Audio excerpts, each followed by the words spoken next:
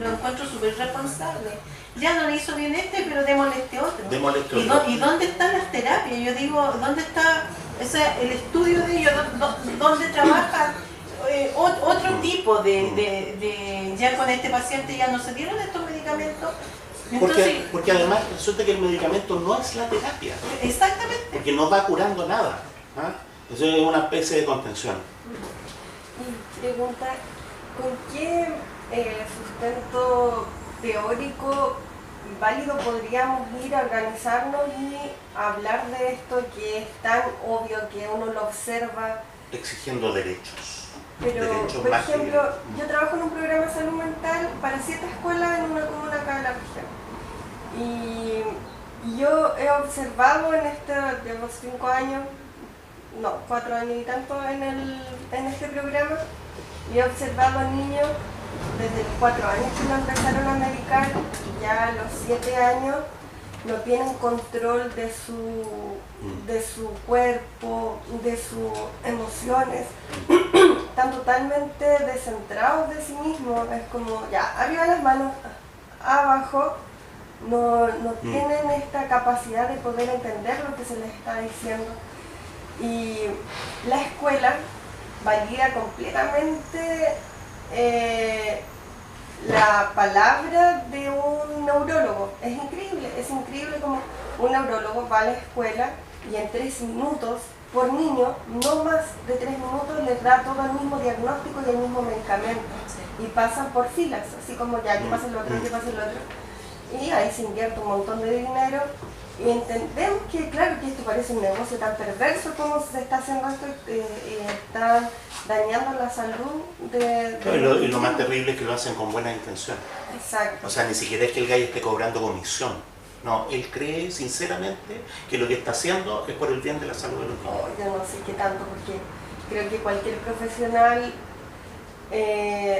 debe saber que la línea de su ética profesional aquí se ve trastocada, porque en el fondo él sabe, es consciente como una persona, como un ser humano, que en 3 minutos no puede comprender el mundo del niño.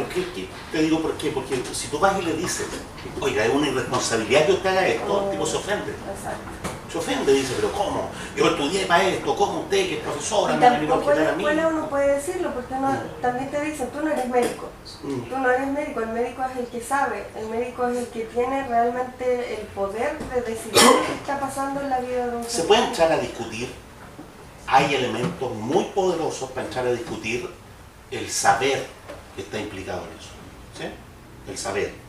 Hay bibliografía al respecto, en internet hay un montón de sitios, ¿no es cierto?, en que se habla en contra de esto. Lo que pasa es que a la hora de los que hubo, los gallos no aceptan la discusión de saber, sino que ponen una cuestión de autoridad nomás. Por ejemplo, yo lo conversaba con las apoderadas de los niños que salen pesquisados con estos perfiles de riesgo, y ellas me decían, hay niños que inclusive han desarrollado depresiones a causa de creer, les dicen que tienen hiperactividad y ellos creen que es algo muy terrible, y es como, no sé, se me va a ir esta cuestión de la hiperactividad, y sufren y lloran por eso que creen que tienen, que no pueden controlarlo porque es algo que se puso en su cabeza y no pueden hacer nada con ello.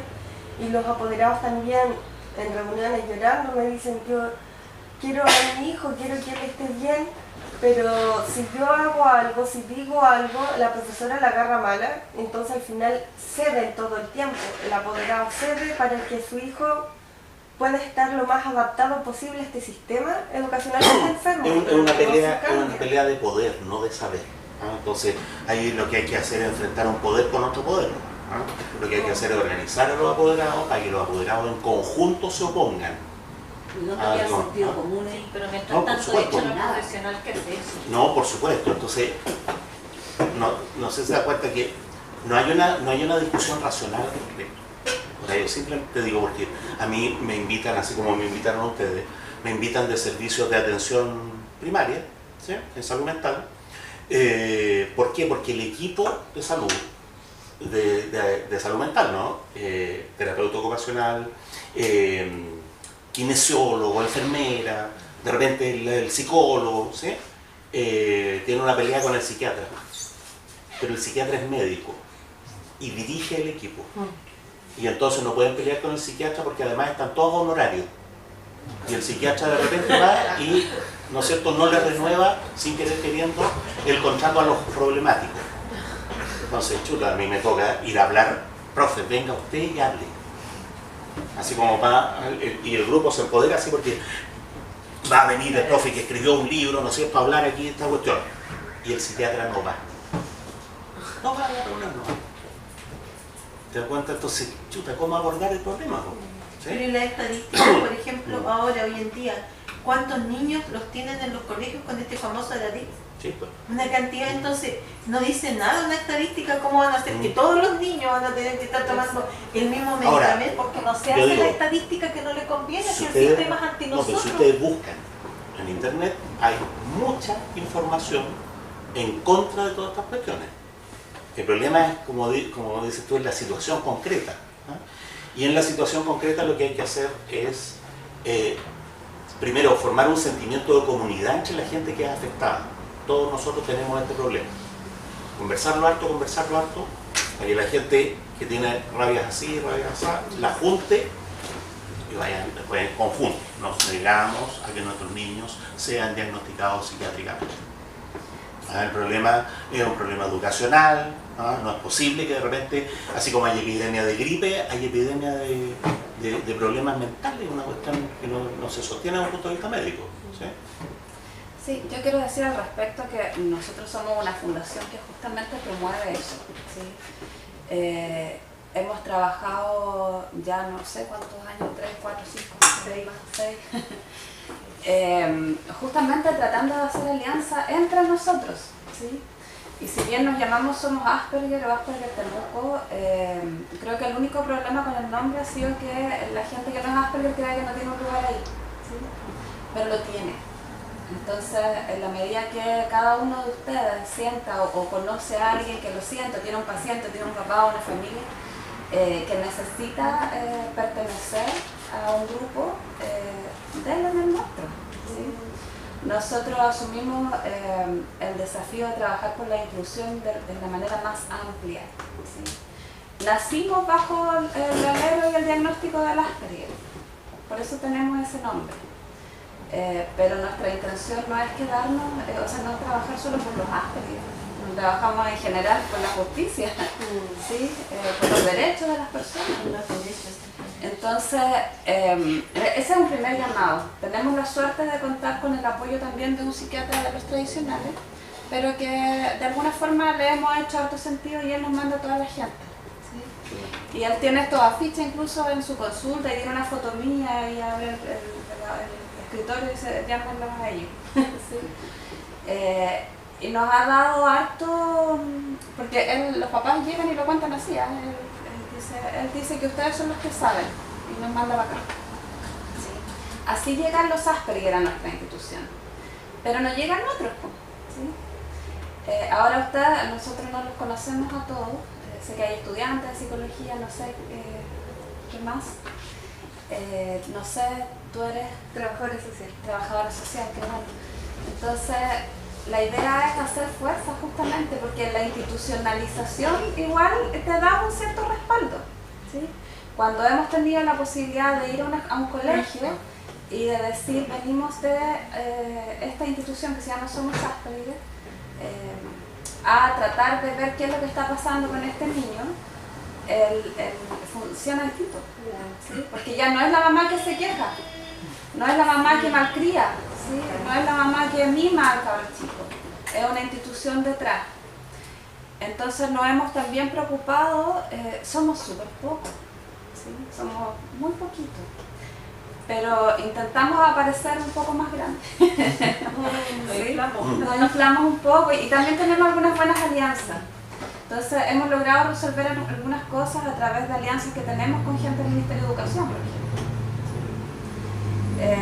Tenemos ahí algunas vías directas, entonces se hace más fácil también poder en conjunto ver las formas de resolver. ¿Sí? Y hay muchas formas de resolver, tenemos muchas leyes a favor, pero no las conocemos.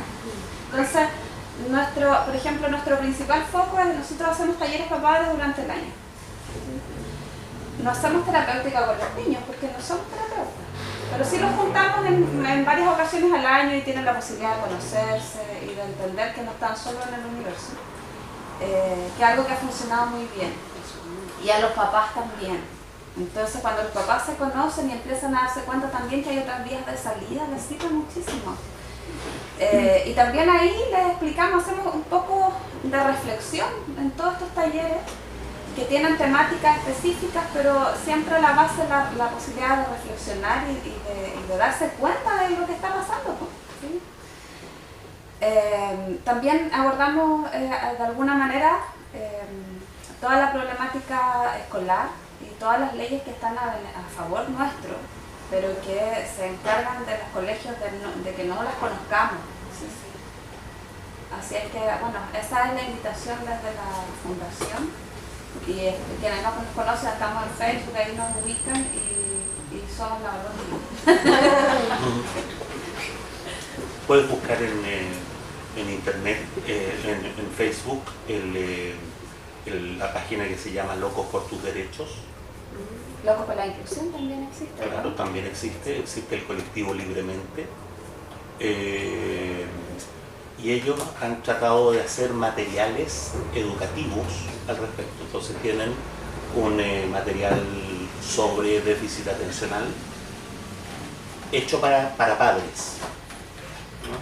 Para imprimir y repartir entre los apoderados, ¿no? Tienen un pequeño documento también muy valioso sobre derechos de las personas que son llamadas con discapacidad mental, que es un término que a mí me gusta re poco, pero que es el amparo legal que uno puede obtener. Entonces, conocer qué derechos tienen estas personas, ¿sí? Y ahí con los derechos, toda clase de catástrofes.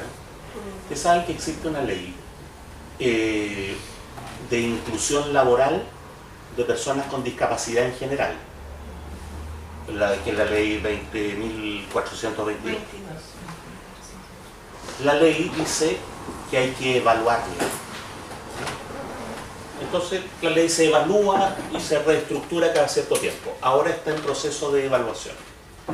¿Por qué hay que evaluarla? Porque la ley dice que el Estado tiene que tener un determinado porcentaje de personas con discapacidad, y se meten todas las discapacidades juntas, lo que es un drama, pero bueno, ahí hay, ¿sí?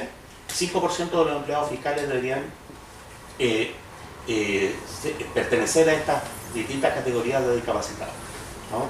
Y el 3% de los trabajadores en todas las empresas que tengan más de 50 operarios.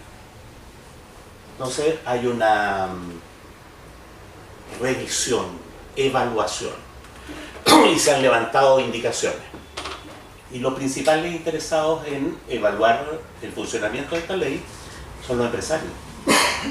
La SOFOFA, con el ministro del Trabajo, el comunista, han hecho una mesa de conversación sobre esto y van a presentar indicaciones para modificar la ley. Una indicación es que se va a bajar el porcentaje de trabajadores que están discapacitados al 1% en el Estado y al 1% en la empresa privada. Otra indicación que se ha presentado y que todavía no es ley, eso es el proyecto que se está conversando con la SOFOFA, ¿no?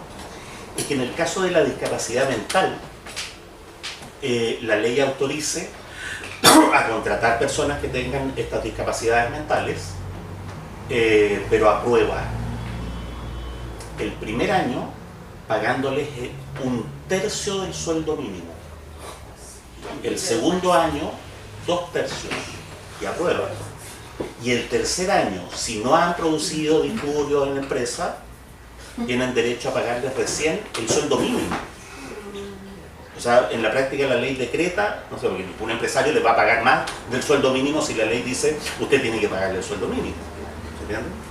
Y es súper alarmante la situación, lo veíamos ayer en una universidad en Santiago, porque justo para los discapacitados en el ámbito psiquiátrico, ¿sí? Porque se considera de que tener un loco en el trabajo podría ser disruptivo y todas esas cosas, ¿sí?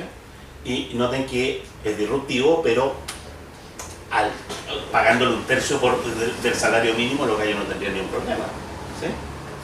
Noten que esa es la conversación que está teniendo un ministro comunista con la SOFOFA.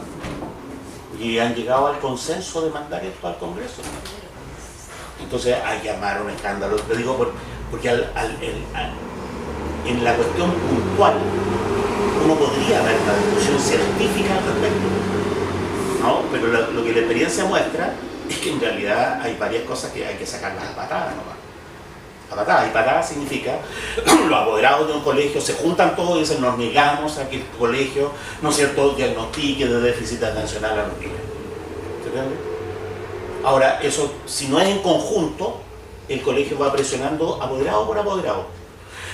Es ilegal echar a un niño por razones psiquiátricas.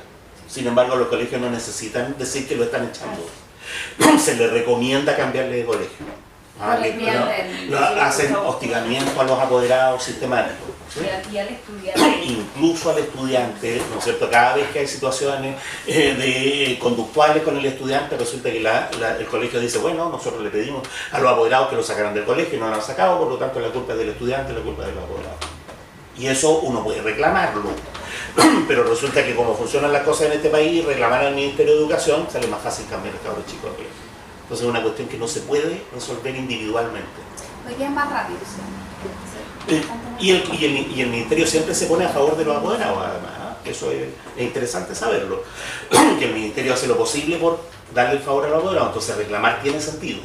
Pero los reclamos que se hacen de a uno son netamente menos eficientes que los reclamos que se hacen en conjunto. Cuando una comunidad escolar denuncia a un profesional por falta de ética en la profesión, eso debería ser.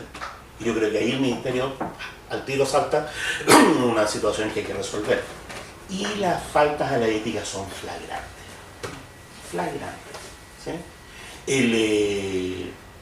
Y yo creo que estos profesionales que tienen esta irresponsabilidad monstruosa tienen que hacerse cargo, tienen que ser sumariados por esa falta de ética.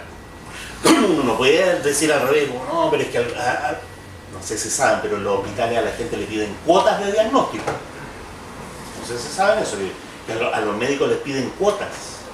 Una cantidad de una cantidad de diagnósticos, claro. Y metas como vendiendo